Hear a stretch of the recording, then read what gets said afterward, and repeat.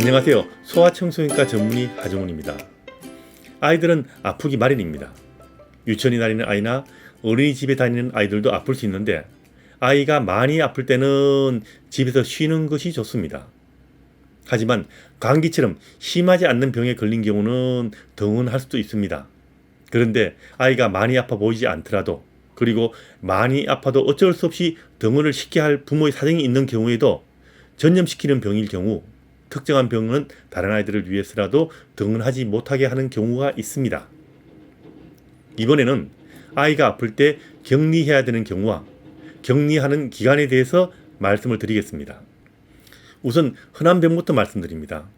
수두에 걸리면 모든 물집에 딱지가 생길 때까지 등원하면 안 됩니다. 그리고 첫 물집이 잡힌 지 적어도 5일은 지나야 합니다.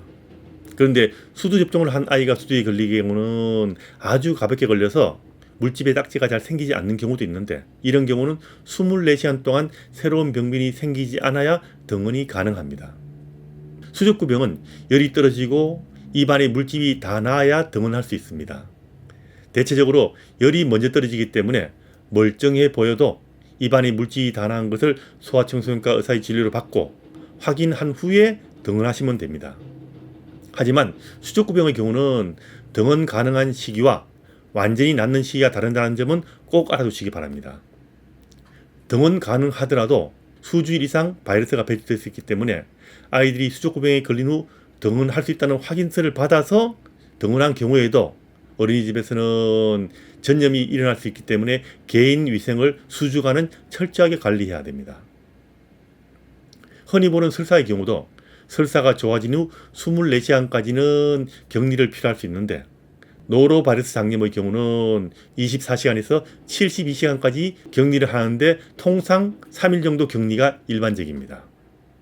구토할 때도 구토가 멎을 때까지는 등원하지 않는 것이 권장되고요. 농가진 역시 전염되는 병이기 때문에 항생제 치료 시작 후 24시간까지는 격리하는 것이 일반적입니다. 홍역은 발진 생긴 후 5일간 격리하고요. 볼거리는 볼이 붓기 시작하는 시점부터 5일간 격리하고요. 풍진은 풍진 발진이 생긴 후 7일간 격리합니다. 그런데 홍역의 경우는 전문가마다 4일에서 6일 사이로 격리하는 기간을 좀 다르게 이야기하기 때문에 그냥 5일로 생각하시면 일반적입니다. 독감은 발병 후 5일이 지나야 하고 앤드 열 떨어진 후 48시간이 되어야 등원할 수 있는데 두 조건이 다 충족되어야 합니다. 오화가 아니고 앤드란 이야기입니다. A형 간염은 황달이 시작된 시점부터 7일간 격리하는데 A형 간염 접종한 사람들은 A형 간염에 걸리지 않는다는 점은 미리 알아두시면 좀 마음 편하실 겁니다. 백일의 경우는 항생제 치료 후 5일까지는 격리하고 치료를 받지 않는 경우는 기침이 멎을 때까지 최소한 3주를 격리를 합니다. 성홍열의 경우는 항생제 치료 시작부터 24시간은 격리해야 됩니다. 오음에 걸린 경우도 격리하는데 치료 시작 후 24시간을 격리합니다. 머린니가 있으면 치료 후에 이 역시 마찬가지로 24시간까지는 격리를 해야 합니다. 그리고 결핵은 좀 복잡합니다. 우선 아이들에게 잠복 결핵이 있는 경우에 약을 먹게 되는데 이 경우는 약을 먹고 치료하는데도 잠복 결핵은 격리할 필요가 없습니다. 그리고 어린아이들의 경우 결핵에 걸려도 전염을 일으키지 않는 경우가 많아서 격리할 필요 없는 경우가 대부분입니다. 어린아이들 이야기입니다. 단 치료한 의사가 판단해서 격리하라는 지침을 받은 경우는 의사의 지침을 따라야 합니다. 그리고 격리하다가도 통상 2주 이상 항결핵제를 복용한 경우는 치료 중에도 격리할 필요가 없어지기 때문에 얼마나 격리하는가는 치료하는 의사와 상의해서 결정을 하셔야 합니다. 다음의 경우는 좀 고민스러워하는 부모들이 많지만 격리를 해야만 하는 경우는 아니기 때문에 미리 알아두시는 것이 좋습니다. 바이러스성 뇌수막염은 진료를 받는 중에는 등원하기 힘들 거지만 특별히 격리할 필요는 없습니다. 폐렴의 경우도 입원한 경우가 아니라면 일반적으로 치료 중이라도 의사의 특별한 지시가 없다면 격리할 필요는 없습니다. 폐렴이 심한 경우는 당연히 등원을 못하는 겁니다. 이것은 격리해야 하는 것과는 좀 다른 이야기죠. 요충의 경우는 걸린 환자가 속한 집단 전체에 대한 관리가 필요는 하지만 요충에 걸렸다고 격리를 하지는 않습니다.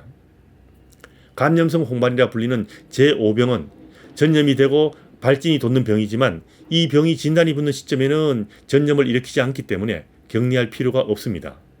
그래서 예전에는 이 병을 전염성 홍반이라고도 했지만 전염을 일으키는 곳으로 오해를 일으키는 경우가 많아서 이 병의 이름이 감염성 홍반으로 이름도 바뀌었습니다.